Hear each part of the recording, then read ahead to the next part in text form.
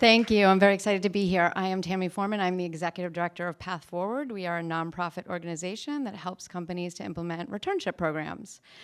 So I think we all feel like the talent pools are shrinking, right? So San Francisco, the last I heard, this area, 2.9% unemployment rate, right? It feels like the talent pool is shrinking, and it's harder and harder to find talent. We're all fishing in the same small pond.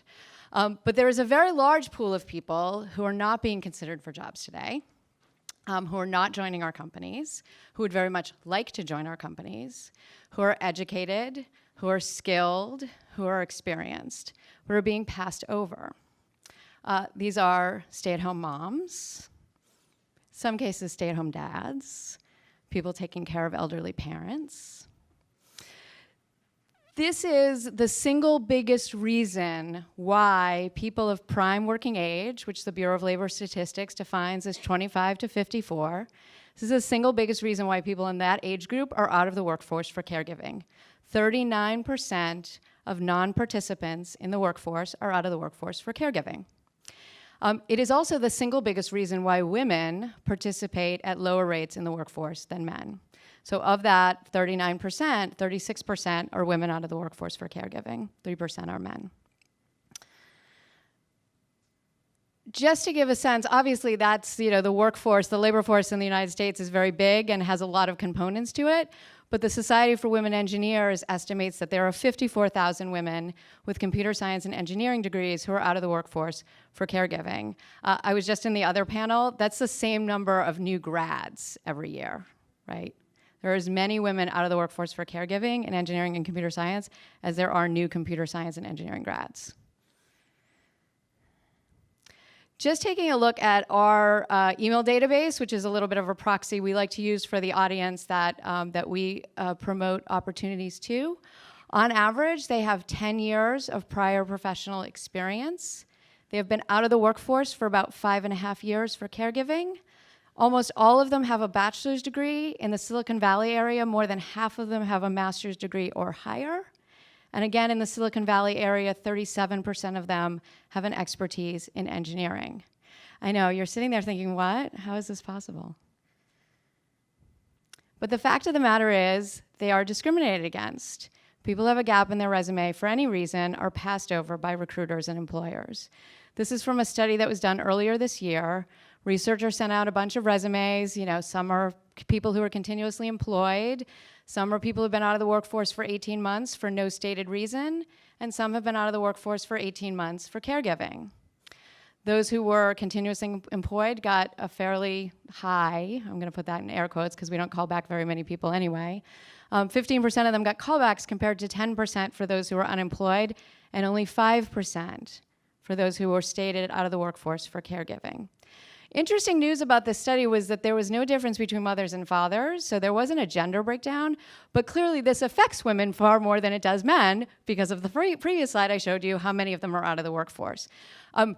Just to kind of underline this a little bit, if we want to create gender balance in our companies, if we are not willing to consider people who have a gap on their resume, we're not going to get there.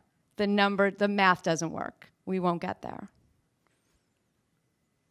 So what's the issue here? Managers are very risk averse when it comes to hiring. They worry that if they make a bad hire, they're going to get in trouble. The calculation in their head is an empty chair is safer, right? I'm not going to get in trouble for an empty chair. I can blame that on recruiting, right? Those of you in recruiting, you know what I'm talking about, right? But if I hire someone who's not up to the job, that's going to come back to me. I'm going to get in trouble for that.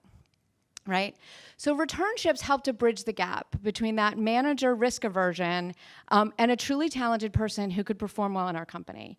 These are very simple. Much like a college internship program, they're between 3 and 6 months. They're temporary, so they have a start and an end date. They give the manager the ability to think about whether or not this person will perform well on my team. It gives the person taking the returnship the opportunity to see, is this company what I think it's going to be? Is this going to be a team I want to be on, where I want to contribute my talents? There are more than 100 companies in the US that run these. About 40 of them run them specifically with Path Forward. We work with some of the biggest companies on the planet, including Walmart and PayPal. And we work with some small startups. I've heard a lot of talk today about getting inclusive from the beginning. So I'm always very excited when small companies come and work with us to get started being diverse right out of the gate.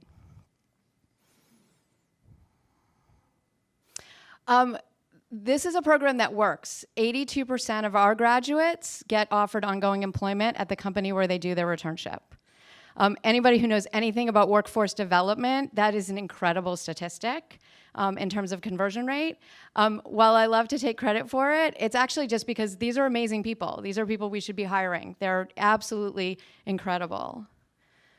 And just to give you a sense, so when we first worked with PayPal, they brought in 9 people to their first returnship program, 9 female engineers. They hired 7 of them. The 2 that they didn't hire, one of them went on to a startup, another went on to a little company you might have heard of called Google. So all 9 of them subsequently employed. When they came back to us to do the second round of the program, they originally told me that they wanted to expand the program to 15. I was like, great, okay, that's great, you know, slightly bigger cohort, fantastic.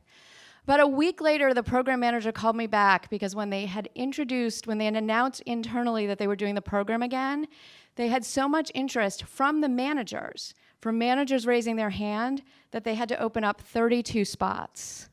They opened up 32 spots. They hired 28 of them. So there are now roughly 40 people. I'm going to say people now because there were a couple men in that one. But there were more than 40 people, mostly women, in the technology group at PayPal in engineering, in product management, in technical product management. And then I want to quickly tell you a story of Steffi McDonald. So this is the other end of the spectrum in terms of size of company that we work with. So Volta Charging, for those of you who don't know, electrical vehicle charging stations. They were about 30 people when we started working with them. They brought in 3 returnees. So literally 10% of their company was moms returning to the workforce. It was pretty awesome. Steffi was one of them, and she ultimately got hired there as their director of operations. Steffi has a bachelor's degree in engineering, a master's degree in engineering, and an MBA. I know, slacker. And she spent 15 years at home with her daughters.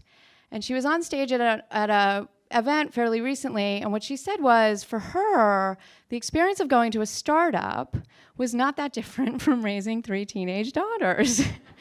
She was pretty used to chaos. She was pretty used to things changing every other day and, you know, new challenges coming along. I also like to share Steffi's story because I think, you know, frankly, she's a middle-aged mom. She is not the picture we have in our head when we think about startups, right? And she's doing amazing there, and she is bringing all of her prior experience, all the things that she learned in the workforce, out of the workforce, and doing a fantastic job. I could go on and on. John, stay-at-home dad for 7 years in Colorado, moved there for his wife's job. How much do we love John? We all want to be married to John, right? He had never worked in Colorado. He moved there for his wife's job. He had no connections. He had all the problems that we associate with stay-at-home moms who move for their husband's career, right, across the country, around the world, and ended up going to Ready Talk and is a field enterprise sales rep there now. Trisha at Demandbase, Lavanya at Medallia, Ann Smith at Cloudera, Chandra, sales operations at Sage Intact, Shashi Dekania at PayPal, Wendy Padua at Zendesk, Trisha at Intel. I could do literally 200 of those. Amazing women and men at amazing companies doing amazing things.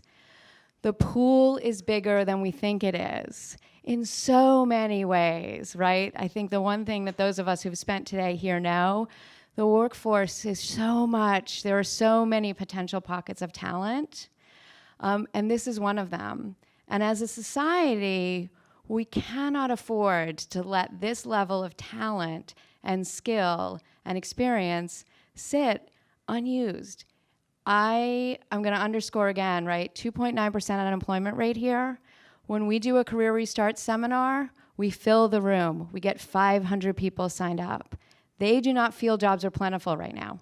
They do not have that sensation. And these are people with massive skills and experience.